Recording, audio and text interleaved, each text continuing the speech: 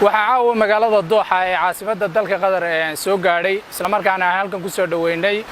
wariye samafale Cabdimaalik Muuse Coldoon oo ka yimid magaalada madaxda Soomaaliya ee Muqdisho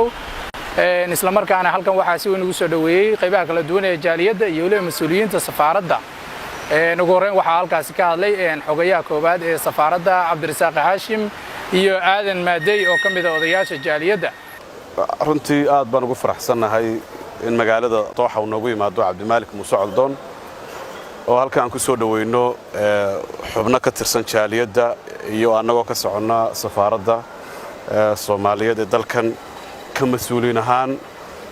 Cabdimaalik runtii waa nin dhalinyaro ah oo samafala ah oo runtii ka suntan dhalinyaro badan oo joogta wadanka waxtar badanna qabtay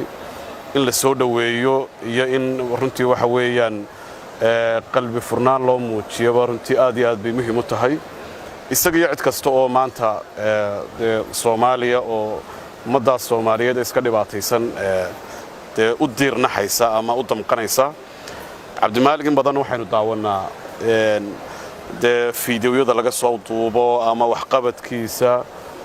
runtii saaxada Soomaalinimada imika aad buu runtii uga soo caan uga yahay marka si gaar ah ugu faraxsanahay bal inuu Dooxa iyo Qatar nala arko jaaliyadda safaaradda waxaan leenahay ku soo dhawow wadankan waa wadankaagii labaad waa wadan runtii aad u wanaagsan dad fiican ku nool yihiin aad u sharaf badan cid kasta oo samafal iyo wanaag iyo wax qabad u wada ummadda Soomaaliyeedna laga jecel yahay walaal Coldoon ku soo dhawow Dooxa Qatar waa magaaladaadii waa laga sugayay waxaan u maleynayaa 3 bilood ka hor mar baad noo ballansanayd jaaliyadana waa ku sugaysaa xubnaha safaaradda waa ku soo sida lagu soo dhaweeyay waxa weey shacabkan waxay kugu barteen khidmada aad ummadda Soomaaliyeed u hayso qofka asaga dadka isbara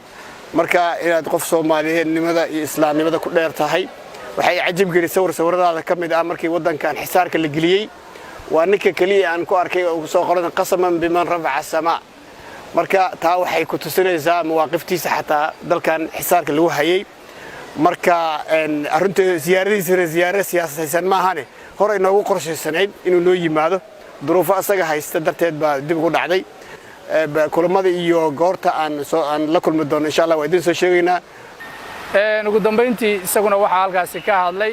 wariye samafale Cabdimaalik Muuse Coldoon sidoo kalena waxaa jirtay inuu kulamo la yeelan doono jaaliyadda Soomaaliyeed ee ku dhaqan dalka Qatar bismillaahir rahmaanir rahiim alxamdulillahi rabbil aalamiin wasalaatu wasalaamu ala ashrafil anbiyaa wal mursaliin dhammaantiin assalaamu alaykum warahmatullahi wabarakaatuh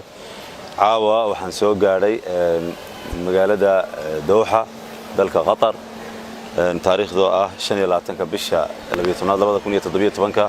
waana markii ugu horeysay aan imaado Qatar iyo caasimadeeda Dooxa jawi wanaagsan ma runtii soo galay waan ku faraxsanahay inaan halkan imaado insha Allah waxa weeye Soomaalida halkan joogta insha Allah waa la kulmi doonaa dadkeena waa la kulmi doonaa in badan bay runtii dadkeen dadka gudaha garab istaageen muujiyeen runtii iyagoo ka fog dalka inay jacayl badan u hayaan halkan waxaan uga mahad celinayaa يعني soo dhaweynta la soo dhaweeyay wad maqlayseen xubnaha hadlayay runtii waxa weeye aad iyo aad baan uga mahad celinayaa si diiran bay ii soo dhaweeyeen kalgacayl walaaltinimo yani ayay ii muujiyeen xaqiiqatan waxa weeye waxaan islaamaha si fudud isaga soo gal laakiin waxa weeye iyaguna waxa weeye si weyn bay ii soo dhaweeyeen waxay ii muujiyeen walaaltinimada aan sheegay walaaltinimadeedan u hayaa waan ku faraxsanahay waxay matalaan xubnahan mas'uuliintani waxay matalaan Soomaalida joogta dareenkoodaasay matalaan insha Allah waxa weeye Dooxa waan gali doonaa Qatar yani insha Allah qaybaheeda kala duwan waan tagi doonaa Soomaalida waan la kulmi doonaa waan iswaraysan doonaa insha Allah waxa weeye hadal weynoo haray kulan weynoo haray arrimo badan baa inoo haray insha Allah asxaabta halkan ila joogta madaxda halkan ila joogta runtii aad iyo aad baan uga mahad celinayaa wad mahadsantihiin intaas ayaan ku soo gabagabaynaynaa barnaamij kooban oo aanu ka diyaarinay soo dhaweynta wariye Cabdimaalik Muuse Coldoon